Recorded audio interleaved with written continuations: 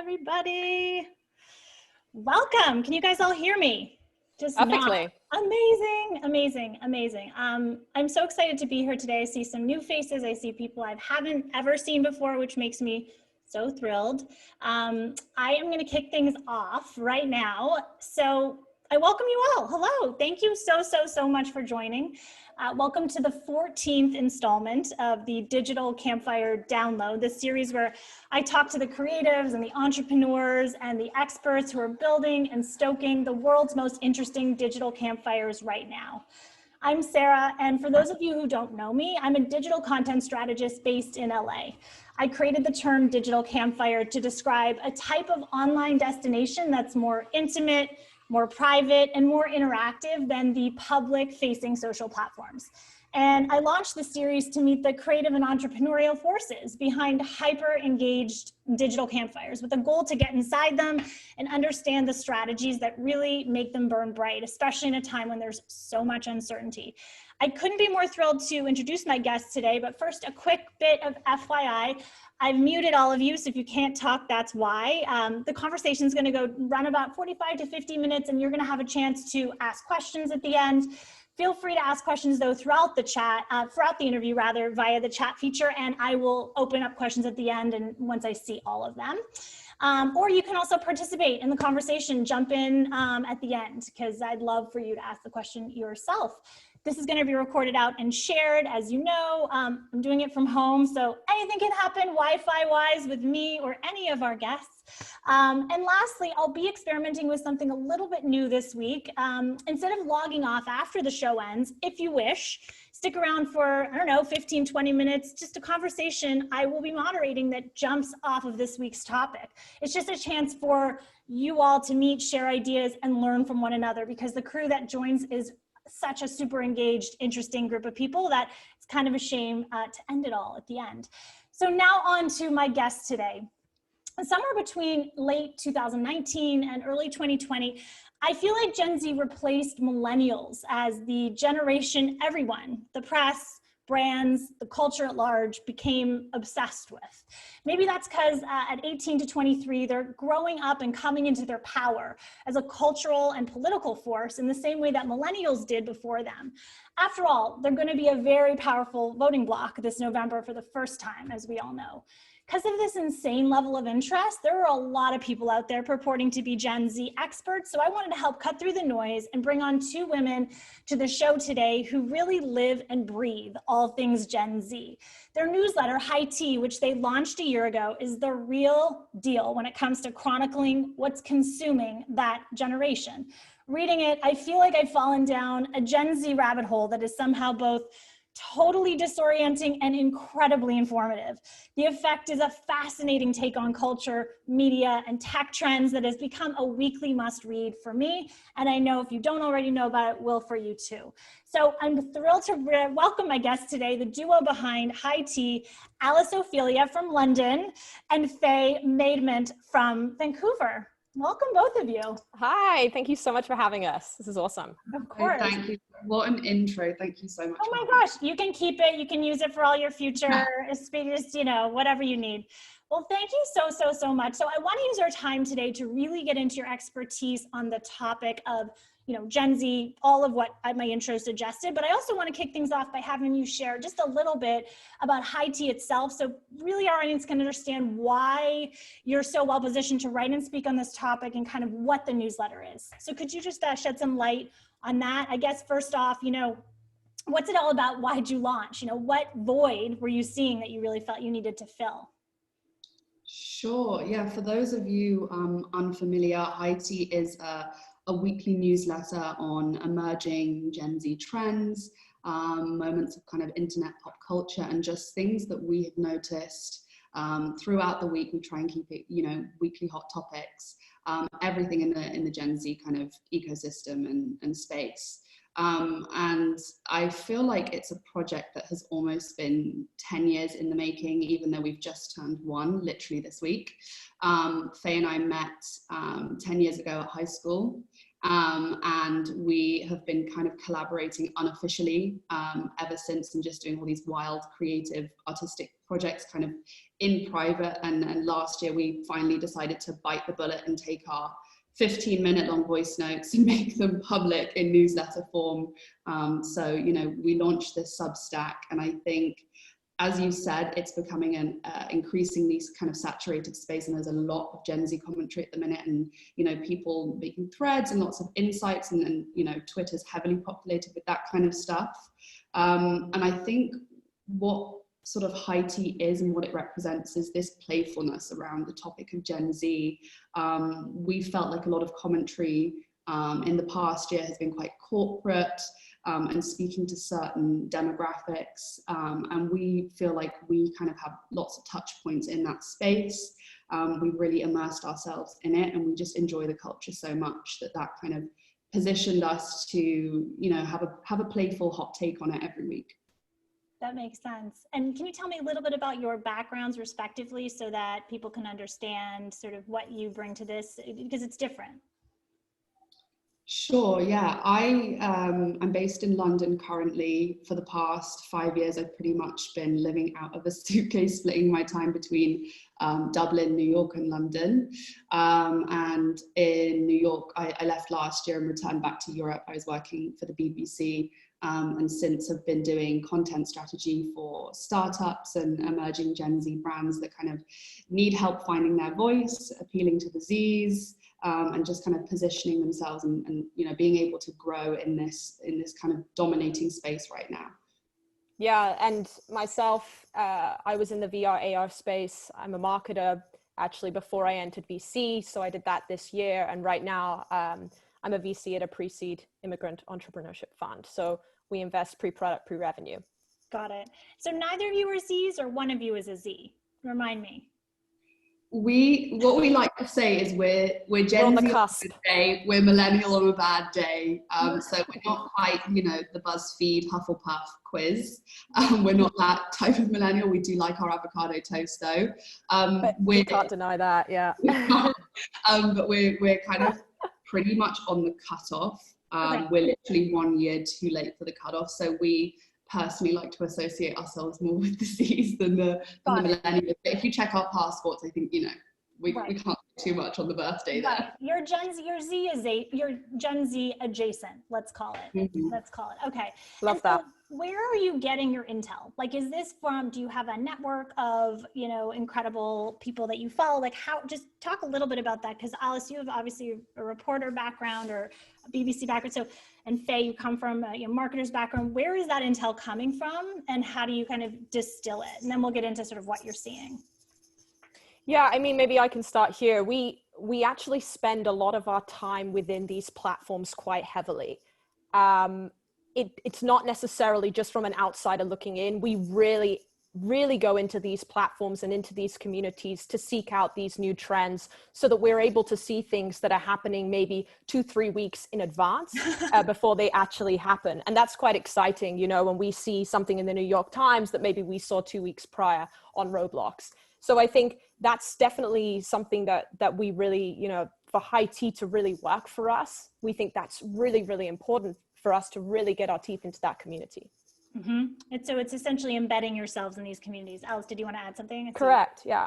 Yeah, no, to speak to Faye's point, I saw something funny on Twitter the other day about TikTok commentary, and for my sins, I spend far too much time on TikTok, and someone kind of said, I'm Twitter's, you know, expert on the subject, and screenshotted their time that they spend a week, however many hours, and I was like, hold on a second. And I had to kind of show mine, probably exposing myself for spending far too much time on my phone. But as Faye said, we're kind of really involved in these spaces. And I think, you know, hopefully in quite an authentic way, because we just enjoy the content and the community so much that we found it, you know, really easy to immerse ourselves and kind of truly experience some of these communities and these subcultures firsthand. Yeah. And I think when you're so close, you're really paying attention, and you perhaps begin to notice things that other people diving in might not. So I hope that that's kind of added to our Gen Z worldview. No, it definitely does. But I do think you're selling yourself short by saying you're only 2 weeks ahead of the New York Times, because there's definitely a lot of stuff I've seen. Taylor Lorenz, she's great. She's great.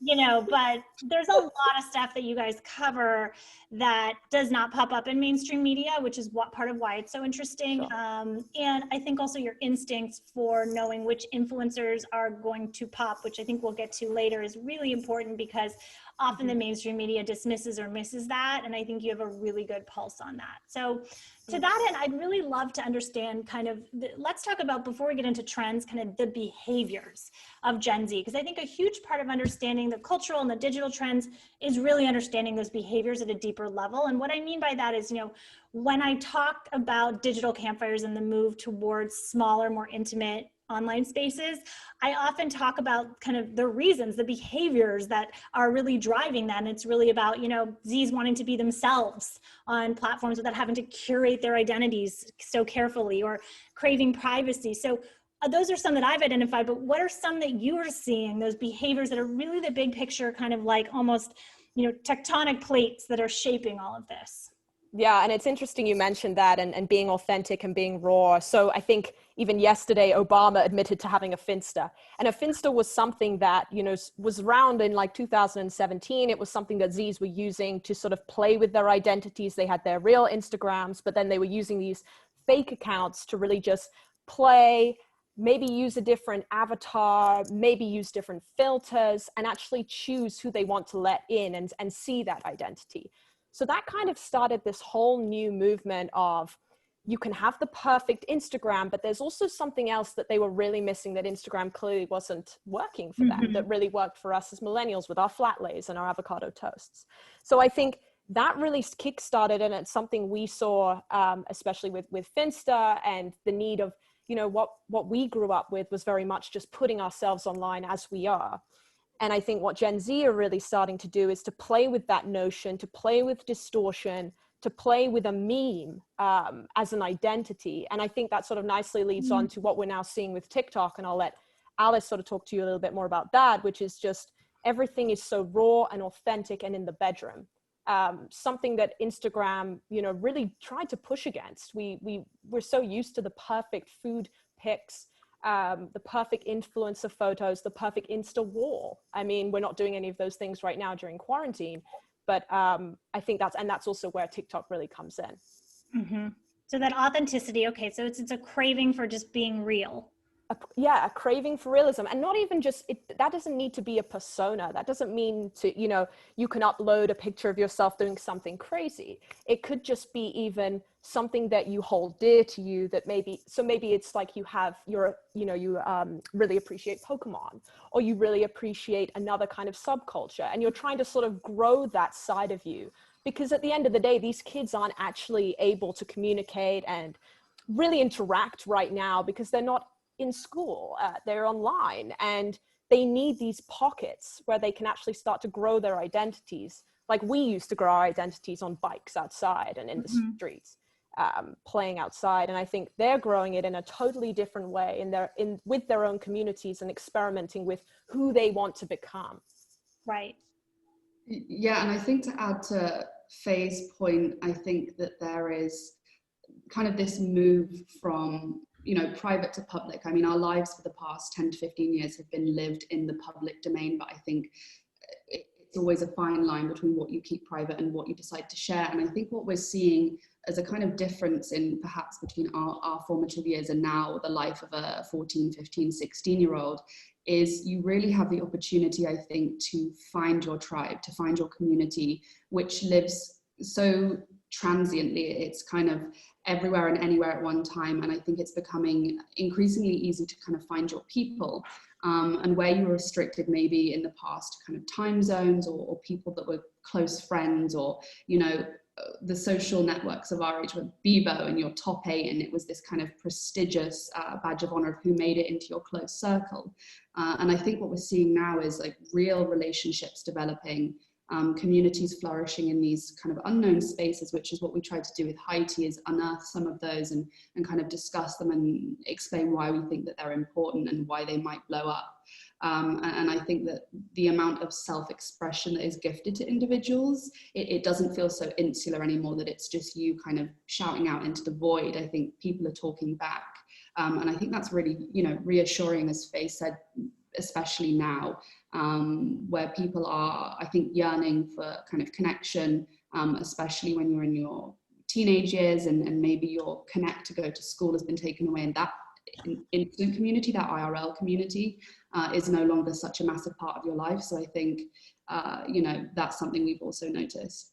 That's a really astute observation. I think just sort of that authenticity, finding your people, forging real relationships, forging real connection, that's where the pendulum is swinging.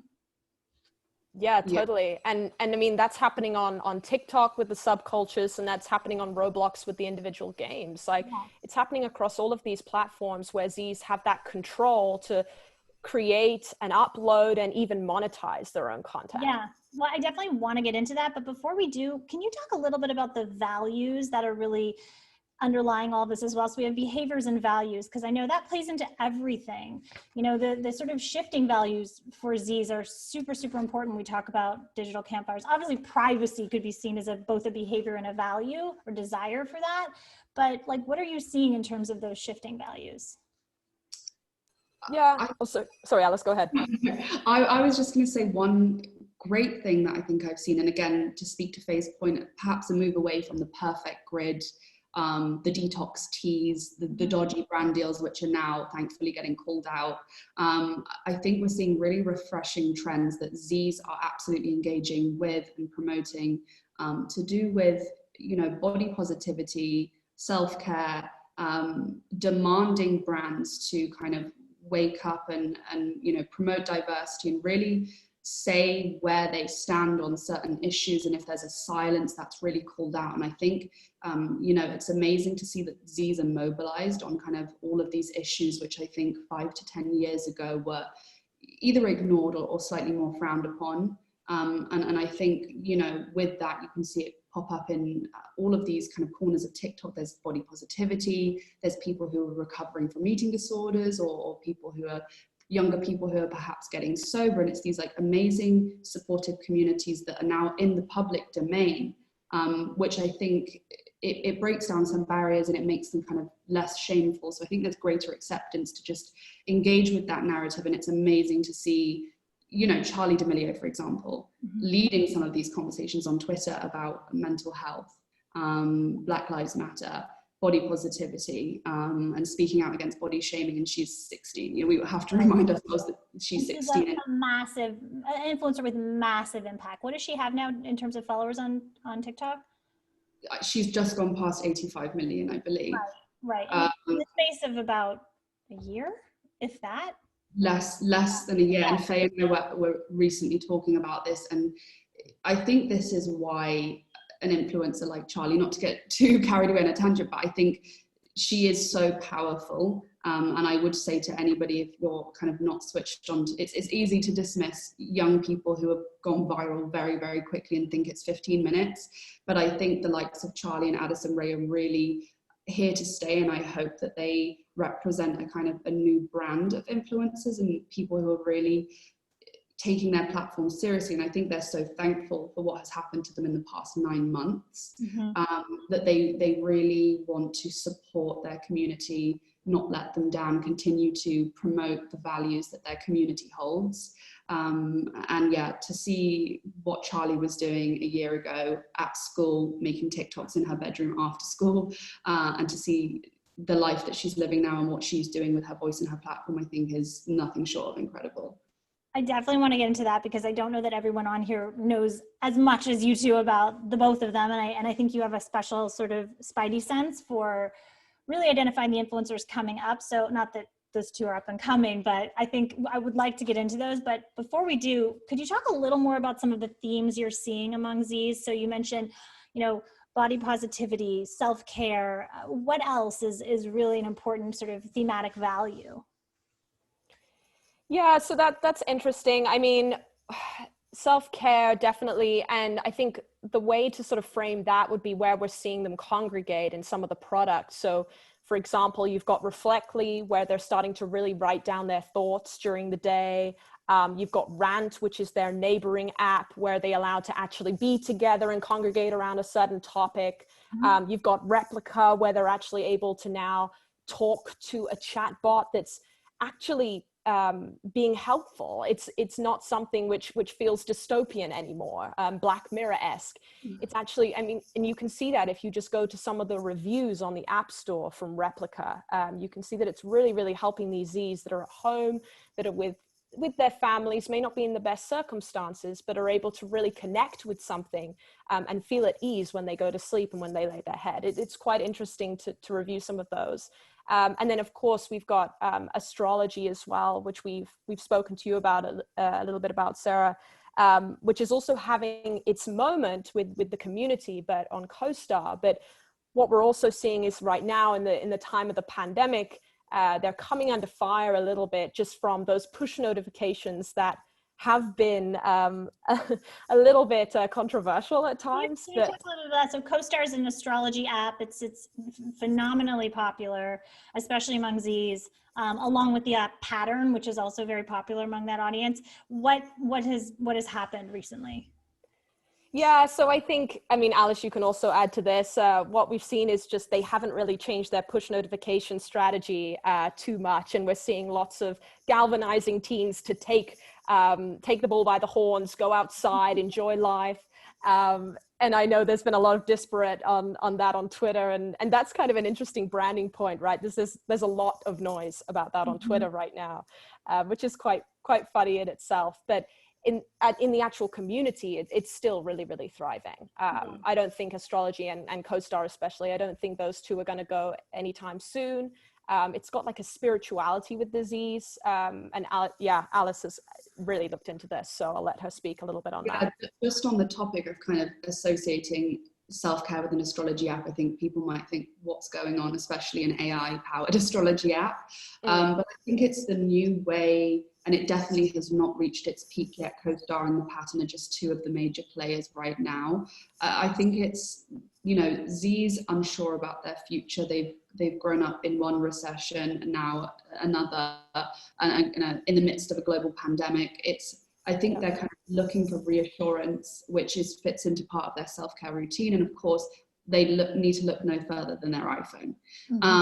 And so what CoStar and the Pattern have also managed to do is foster and develop a sense of community so that you can add your friends, you can compare your kind of chart to theirs. And it's gone beyond just this kind of romantic compatibility. I think what they're really pioneering is this platonic sense of friendship, gathering, community, and it's all housed within this one app. And I think there's going to be a lot more to come in the astrology space, which speaks to both, I think, self-expression and also escapism for the Zs who are, asking questions that perhaps only the stars can answer. So I think, these apps for sure are ones to watch. It's so interesting when you talk about kind of where they're finding solace, and it's obviously going to be online now. And so it's sort of like, what are the brands or the types of brands, the types of experiences that can really capture that? What else are you seeing? So in terms of, you described 3 apps, and I'll put them in the chat afterwards: Replica, Reflectly, and what was the other one? Rant is part of Reflectly, but CoStar. Right. Well, CoStar, right. Got it. So let's talk about some others that you're seeing, especially during this period of crazy unrest. I mean, I know you've talked a lot about Roblox and Animal Crossing as sort of digital campfires that are blowing up. Yeah, and I also think we need to take some time to talk a little bit about TikTok and their subcultures as well. We can't talk about Z without TikTok, so let's. We can't. We'll get to that. I can push off that escapism point there and talk a little bit about Roblox. And what I've been seeing there is just, it's an incredible space. I mean, this platform grew from Zs. So they don't make any of the games. The Zs upload the games, and they don't get paid for the games. They get paid for in-app purchases. And actually now they get paid for engagement. So just to be clear, Roblox is a gaming platform. I'm sure people. Sorry, yes, open world. So you can enter games, collaborate with others in those games. You can chat. You earn Robux. And it's really cool, actually. It's kind of like the perfect companion for me, who grew up with Sims and who also loves a little bit of Assassin's Creed. I've got the gamer in me really loves this. And it's really fun just to go into there and do some market research as well and chat to some of those Zs. But what's really exciting about this space is, especially compared to something like Instagram, where their monetization hasn't really been their focus. With Roblox, Zs are earning a lot of money for their assets. I did a little bit of math last week on a pair of sunglasses, which is one of the best-selling items. And the person that created it is earning 150,000 USD from just the pair of sunglasses. So a year, a week, just for that asset, okay. right? And that actually doubled in quarantine. So I think it was July. It took a real increase. Yeah. So it's a really exciting space for Zs, and they know it to be so as well. And of course, if brands want to jump on the Roblox train, they actually have to create their own game, which is really exciting because it's not something that's, you know, commonly done out there right now. And I think as a brand, I would be really thinking about moving into Roblox. I know they're starting to think more about sort of virtual music spaces right now. But I think as a brand, that is somewhere I'd really be looking towards, especially with their newest hire of the CMO, and just looking at on the website about who they're currently hiring for. I think this is something that they're going to start to build into the platform. Mm-hmm. They already run ads. They already do a fair bit of that. But I think that's going to be something for brands moving forward, because Zs spend a lot of time in there, and it's a beautiful, immersive space. That's a good point. We've seen brands integrate a ton into platforms like Fortnite. It's almost like expected, but it hasn't been as much in Roblox, despite the fact that that's skyrocketed as a platform. So it's totally true. We're going to see that.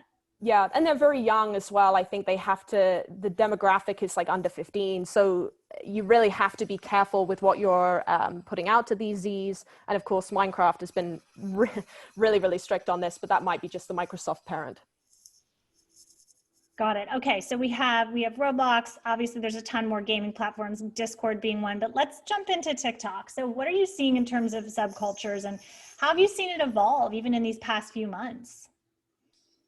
Yeah, I think, you know, a kind of a basic approach is just to view TikTok as a dance app. And, you know, I think that perhaps some of the first TikToks we might engage with are the likes from Charli D'Amelio and members of the Hype House. And for people who don't know or aren't familiar with the Hype House, it was the first TikTok content house, which Taylor Lorenz of the New York Times was first to cover. But it has completely changed the game for how TikTokers have congregated. And most members of that house are kind of very mainstream. They do dances, they participate in viral trends, and oftentimes can create those. But I think, you know, to just view it as a dance app and kind of 15 seconds of viral is the wrong approach, because what we've seen in the past year, and I think especially as of late, as we, you know, TikTok's future is slightly uncertain right now, is this absolute explosion of different subcultures housed within the app, which I think is why it makes TikTok so unbelievably brilliant. And again, if people who don't know, you have the people you're following and a For You page, and it has an undeniably amazing algorithm that really keeps you hooked. And Faye and I have described the For You page and just TikTok as kind of a bit of a Vegas casino. You go in, there's no clocks, you don't know what time it is, and 5 hours later you emerge. And we're definitely guilty of that on TikTok. And I think what we've seen, you know, as of late, less speaking to the viral trends and the dancers, is there's things like Witch Talk and Willy Wonka TikTok, and there's alternative TikTok, there's small business TikTok. And I think what we're seeing is kind of this acceleration of these different subcultures and different communities taking off. For example, Bella Porch, who is a newer creator. If you're familiar with TikTok, you have definitely seen her. She didn't join the platform that long ago, and she, in less than 30 days, has made it to the most liked video. And she has since joined the Creator Fund and is now making at least $10,000 per video that she puts out without any brand integration or sponsorship or anything like that. But I think, you know, separate to doubling down and digging into individuals, I think it's just such an incredible space where everybody can gather. And certainly for me, it has exposed me to so many different communities and subcultures that I wasn't aware of. I get British TikTok, and then I also get US TikTok because of who I follow. And when something happens in the world, I often find that relating to current affairs, it's just a couple of swipes and I'm kind of engaging with content from that. Which I think is going to be really interesting to compare that to Twitter, which is where I do go for a lot of my news and a lot of huge world moments I found out about first from Twitter and what's trending. I think the For You page could actually start to replace that for Z's, and you're seeing, visual content of things that are happening live from the ground. And I think its algorithm makes it so powerful that, on TikTok, you don't find the content really finds you. So I think, whatever happens next, Triller and Byte, who have obviously, been doing lots over the past few months and capitalizing on this uncertainty, I think it's going to be, even if the top talent leaves, it's going to be very difficult to replicate the strength of TikTok's community, all of the pockets, and it's a very powerful algorithm. You've said so much there. First off, I just want to tease out Triller and Byte are two new apps, relatively new apps that launched that have sort of hand plucked a lot of the top influencers on TikTok and had them go over there. It's not that they're abandoning TikTok yet, but they're establishing audiences on these platforms. Who knows what's going to happen with TikTok? We don't really know at this moment in time, but also it's just a good idea for them to diversify. They've obviously been paid heaps of money to do it. And so it's totally normal that it's happening. But I think what you called out that's so interesting is, TikTok in and of itself isn't a social platform. It's not connected to your social graph the way that Facebook is, the way that Instagram is, even the way that Twitter is. I follow certain people, they're my friends.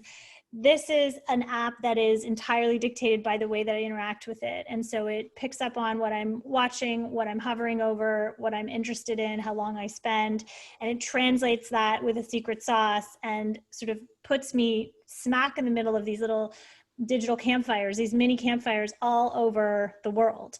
And it's sort of the early promise of the internet. It's in that way, like I find it to be, it's like you're truly like you're traveling to these different corners of the world through this, and the authenticity that the platform demands because of just the editing features and the way that it works. It's like, it's very immediate. So I think of it as, it's not a social platform. It's a digital campfire, mini digital campfires all over the world platform. But as a whole, what is it? It's more like an entertainment platform, almost like a Netflix. I think it's entertainment. So I think the closest thing is it's moving towards like a super app, right? So we've got like things like education on there. These are learning lots about health. They're learning about school. There's entertainment. They're also starting their own businesses on TikTok. It's becoming like the go-to place for if you want to learn, educate yourself, or entertain yourself. Yeah. So that to me is like a super app. Totally. How long the beginnings of last, because we know that Z's are obviously getting older and it is trending up age-wise as a platform even since last year. When I went out on it at the beginning of quarantine, there was so much TikTok mom content. It was hilarious. It was like moms drinking wine. So that wouldn't have happened a year ago. Moms really weren't on there. Beveragino. Yeah, moms weren't on there. So how long do we have of TikTok actually being a Gen Z platform, or do you see this having more staying power just because of the nature of the product? Interesting. I think Z's will always call this home. I really do. And I feel like although we are really getting our teeth into TikTok, and I'm seeing, lots of these big brands really starting to look at TikTok in certain ways, these Z's grew up with this. They are I would be worried for any marketers really right now, just in terms of creating, editing video content. Yeah. They are top notch. And they have all of these skills. They really own that side of the app. Yeah. So I think in terms of, I'm not talking Jason Derulo, I'm talking just the raw edits on the app. But yeah, I definitely, I'm excited about more people coming in. I think that's great. But I'm also excited about the Gen Z culture. They need a place. We can't take this away from them. Right. I'm really excited that they have a place to experiment with their identities and meet people. Yeah. So could you talk a little bit about the influencers you're seeing? Obviously, you mentioned Addison Rae, Charli D'Amelio. Why do you have such faith that they are kind of representative of this generation? And what is it about them and maybe others that you haven't mentioned that you really feel get or capture something about this moment, this generation? Mm-hmm. Yeah, I think Charlie and Addison are incredible examples. I mean, it is also, I think, important to say they are two white women, so, you know, not examples of the entire TikTok community, but I think they are massive. Oh, she's gone. Lost her. She's gonna be back. She'll be back, hopefully. She'll be back. Oh, Alice. Hello, am I back? Sorry, I think I dropped out for a second. No, you're back. You're perfect. Okay. Fingers crossed it holds. Sorry, London town. Yeah, no, I was just saying, I think they are incredible TikTokers to look at. And again, we've previously said this has happened in the space of a year, which I don't think we have ever seen such a quick rise to fame, so to speak, from a platform that's still relatively hidden. I think TikTok's, you know, part of the genius is the shareability is absolutely incredible. It's something that Vine couldn't quite pull off. So while I love watching 3-hour-long Vine compilations on YouTube, you know, sharing TikToks now has become incredibly easy. And I think, you know, saving them and the TikTok branding is there. It's very, very clever.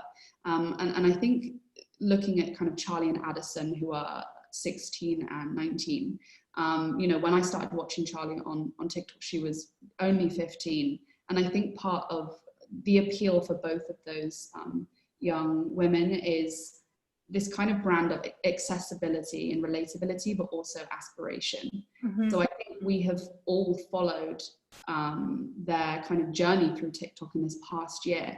And since so much of it recently has kind of been spent inside and admittedly on our phones and spending more and more time on TikTok, and I think it's becoming more and more prevalent in the media space.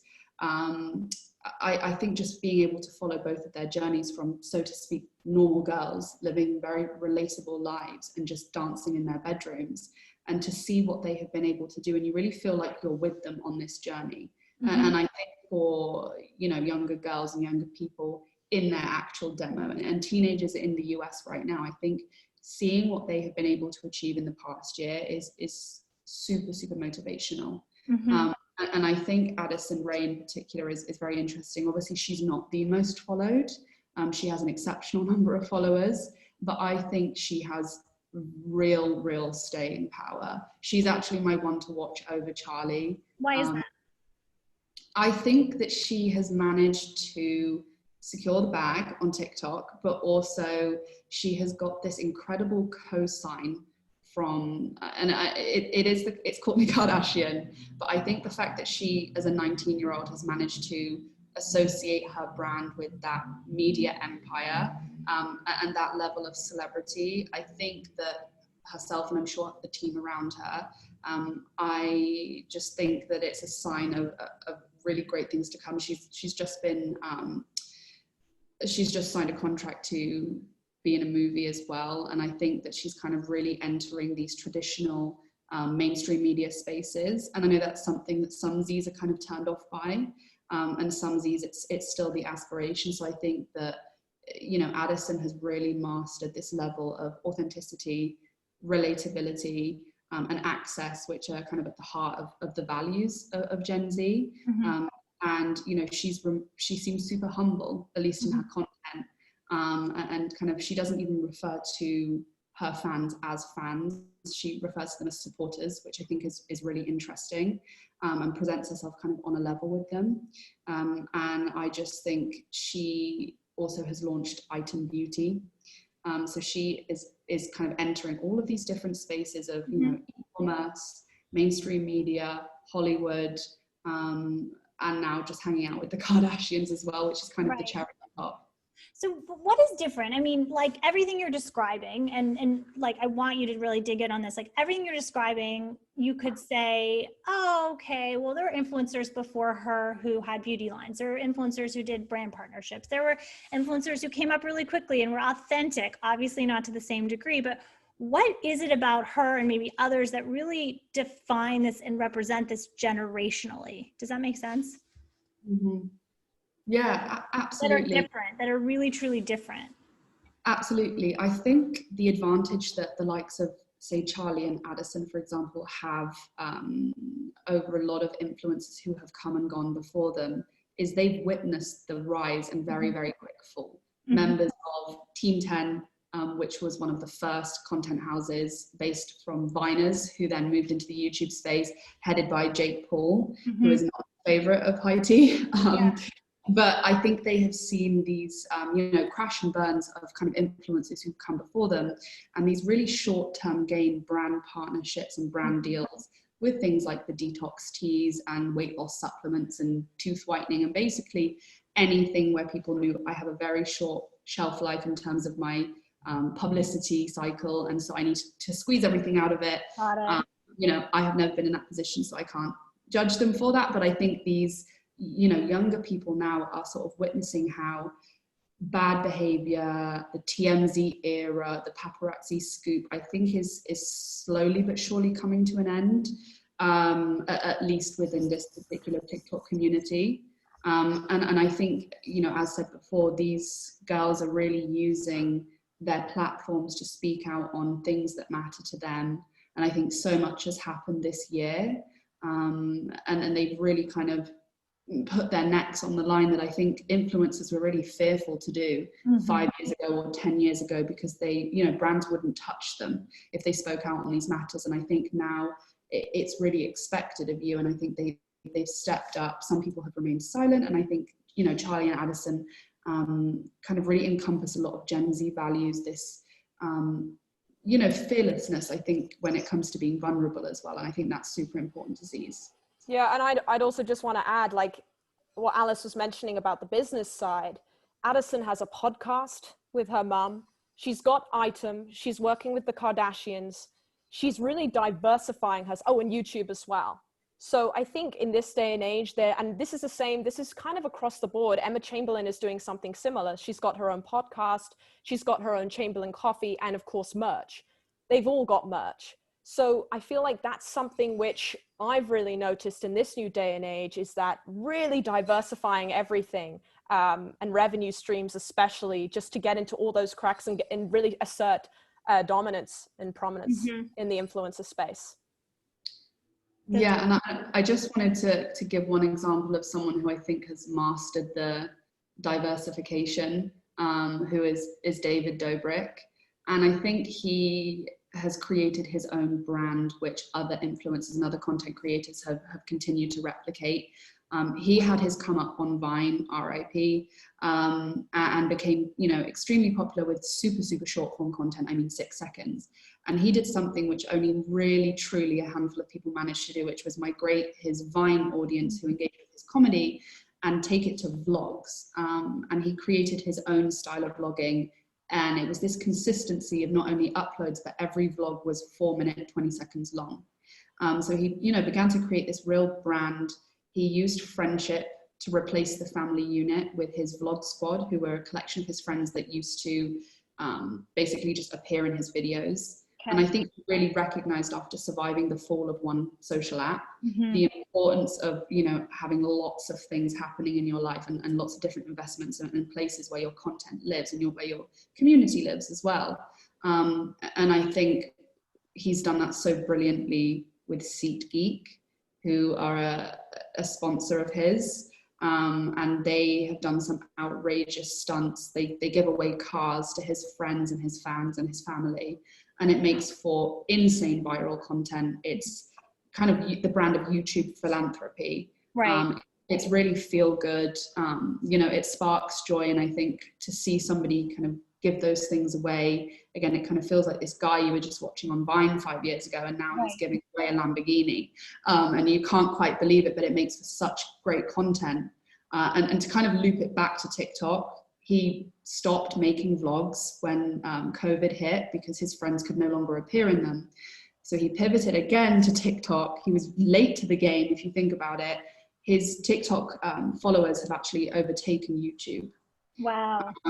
So I think this is, if you look at just David Dobrik as a case study for influencers, his brand partnerships are super thoughtful, they're long-term, They're not just here for a minute and then the 15 minutes are gone and you sort of thought that was weird. And I think he, like Addison, has got staying power, and actually they have been hanging out. So she's also got the Dobrik cosign as well as the Kardashians. So I think he's kind of an incredible example of a Z who has managed to do so many things and is very aware that your insane popularity can be there 1 minute and gone the next. Right. There's a real sophistication, it sounds like, just having grown up with it.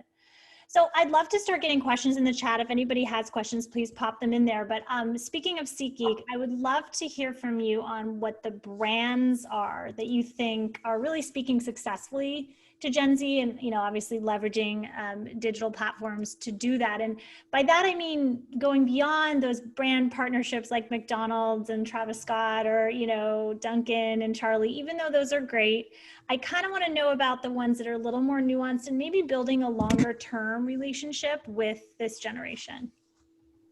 Yeah, I think I can start there. I mean, I think we're still on the cusp. If I'm being brutally honest, I don't, beyond those sort of light partnerships, as you mentioned, we're not sure on the longevity of those right now, but I think... Just to be clear, it's Charlie did a partnership with Dunkin Donuts. She released it. Correct. It's been wildly popular. I'm not putting it down. Have you tried it? I'm not into those like sweet frappuccino drinks. Plus, I don't think I've ever stepped into a Dunkin', but like, I don't know. I haven't personally, but I've heard it tastes like cereal milk. Yeah, like that's pretty much, it's like perfect if you're 17 and like, well, yeah. But not to put it down. I mean, some marketer came up with it and was like, we're going to sell a shitload of drinks. Great. It's more just what's the long-term relationship that's being built there. But sorry, continue. Yeah. No, exactly. And just same thing. I still feel it's pretty nascent. We're still on the cusp of it. But just going back to say Emma Chamberlain, for example, that her brand is extremely linked to her personality. So for example, she, in all of her videos, she is, so in every video, she's drinking coffee, she's preparing coffee. And so Chamberlain Coffee, her coffee brand, felt like a natural extension. And I think something that Alice mentioned with SeatGeek and Dobrik, it's like, it has to feel more of a collaboration as opposed to just applying a sticker or applying some metadata like a tag. And it's about that collaboration that feels so very, very, how to say, native. I think that's the word I'm looking for. And especially with Emma, we see that with the coffee. And I know we can't actually buy it in Canada, but I have intel that it's doing super, super well in the US. And then of course we mentioned Dobrik and SeatGeek as well there earlier on. I think those two are sort of the big brands. So let's just to tease that out for a sec, that idea of this is a collaboration. This is not a brand coming to you and popping your name on something. It has to make sense. Has to make sense. Like it can't be something that feels so odd. It juxtaposes on, and because Z's look at that and they go, oh, you sold yourself out. Right. You'll see that kind of on TikTok, right?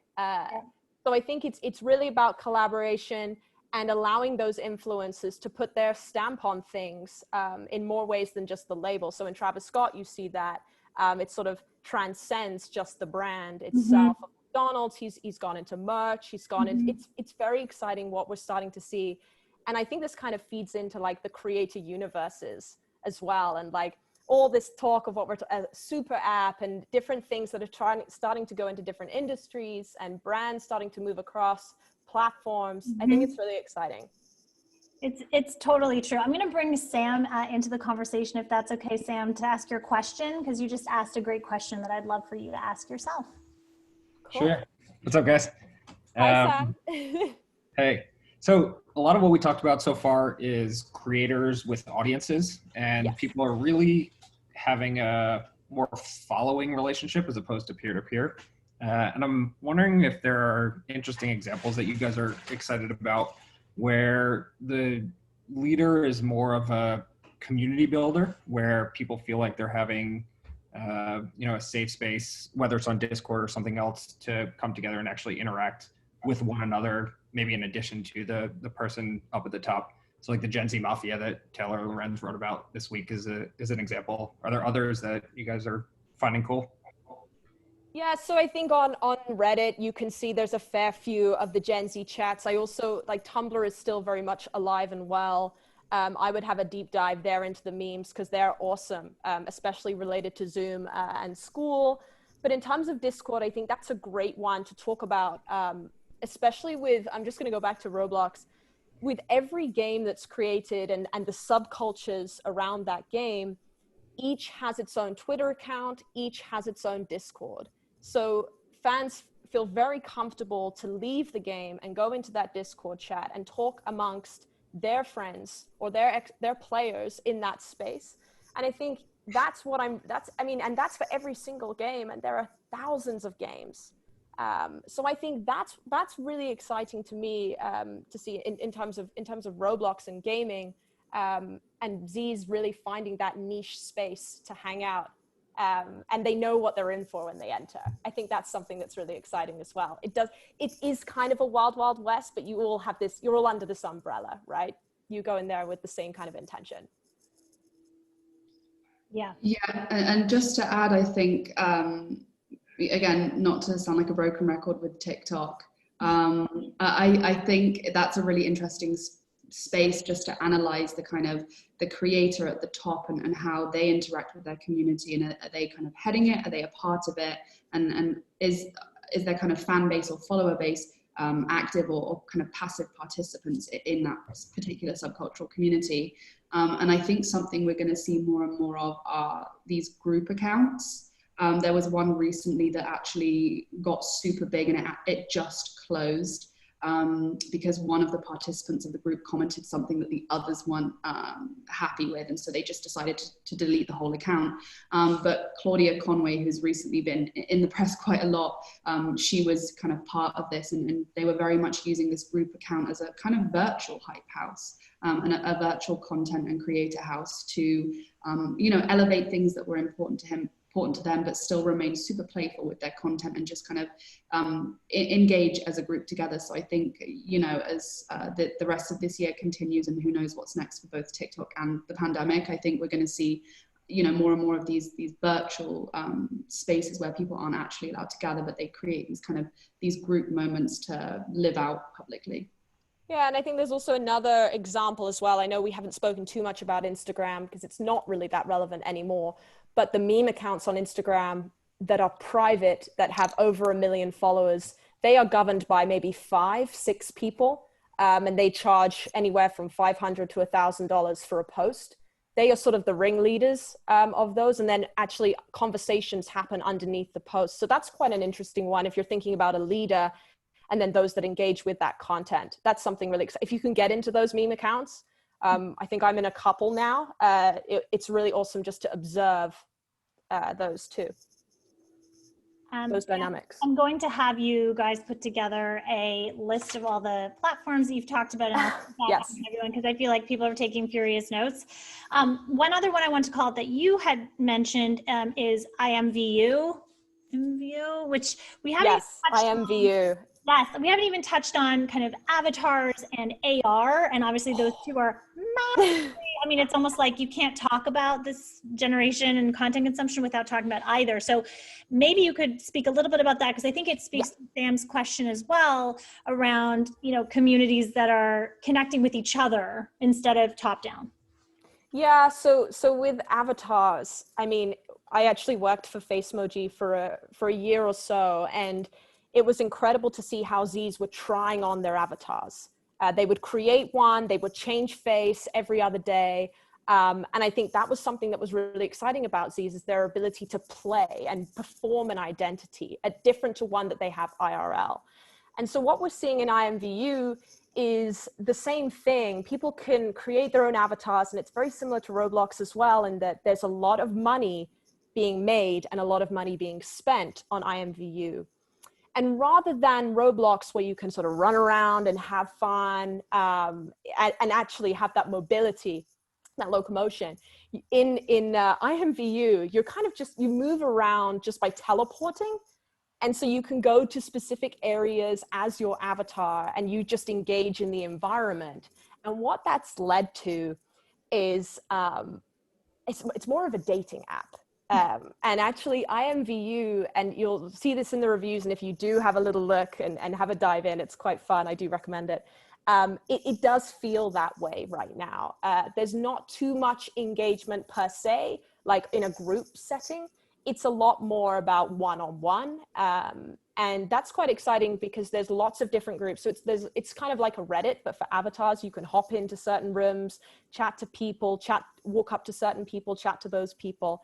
And that's kind of exciting because rather than having that Reddit, you can actually move and be something in that space that you've designed, curated, bought, or maybe even designed because you might have curated it yourself offline, then brought it into the space, and then selling it as well on IMVU. So I think, as I say before, monetization, it has to be curative and creative. And I love IMVU for that. And it's also just launched live rooms as well, which is super, super exciting, where lots of people can be in one space at one time. But I love avatars, and AR especially is super, super exciting right now. And it just sort of speaks to the whole raw authenticity of Zs, being able to, change face, distort their appearance, be creative. Spark AR is very, very easy to create these lenses, these filters, and on SnapKit too, the lenses. And yeah, it was a great way to growth hack your account. Yeah. I don't know if there are any Spark AR creators here, but yeah, it's a great place to be to explore your identity. And I tend to use a filter every other time I take a photo these days, just because I wouldn't have said that before, but because there is such incredible artistry now, it seems like a no-brainer. I do feel like we're at the very beginning of the AR revolution. I mean, it's still very much in its nascent stage. But we need these, but yes, we need the glasses. Yeah, but even though Snapchat was really built on that, it really does feel like we haven't even begun to scratch the surface of where that's going. Especially for brands, we know the engagement is super high. It's just it's gonna get there. I just don't think it's obviously just not there yet. No, it's exciting. Yeah, it really is. We are at the top of the hour. If anyone else has questions, feel free to raise a hand or ask. And otherwise, we are going to continue the conversation after. Faye, Alice, if you want to stay on, I would love that, but no pressure at all. Sam, I know you can stay, which is great, and hopefully lead a small group conversation with me for anyone who wants to stay, but of course, no pressure. This has been so fantastic, and I've learned a ton. I am going to send a follow-up email with some, takeaways, a recap of this episode, and also I will include links to everything we talked about, because I think people tried to take notes, but I know there was definitely stuff that was new to me, which is always fun. So thanks. Cool. I so appreciate awesome. Your time. And where can we find you? I'm going to actually pop High Tea newsletter into the chat so that people can subscribe. Thank you. Yeah, we're High Tea, Substack, and I mostly use Twitter, so the DMs are always open. Yes. I am very hard to find. Like when I first tried to find Faye and Alice, I looked on Instagram. We're elusive. Oh yeah, you are not ninjas. And then I DM'd the hell out of you. I stalked you, and then we became friends. And now I know how to reach you. But my gosh. I know. No, it was actually great because it made you seem like very cool and elusive, and yeah, I just popped your link in the chat. Thank you. There's so many Substacks now, but yours is so valuable. Like I know that there's so much content out there, but for anyone looking to learn more about this world, I just highly recommend this newsletter. Yeah. Cool. Yeah. Thank you, Sarah. I think Anna and I are going to have to pop. This has been amazing. Thank you so much. And thanks, everyone. Thanks, Sam, for your question. Say, Alice, thank you so much. Do slide into DMs. Bye. Bye.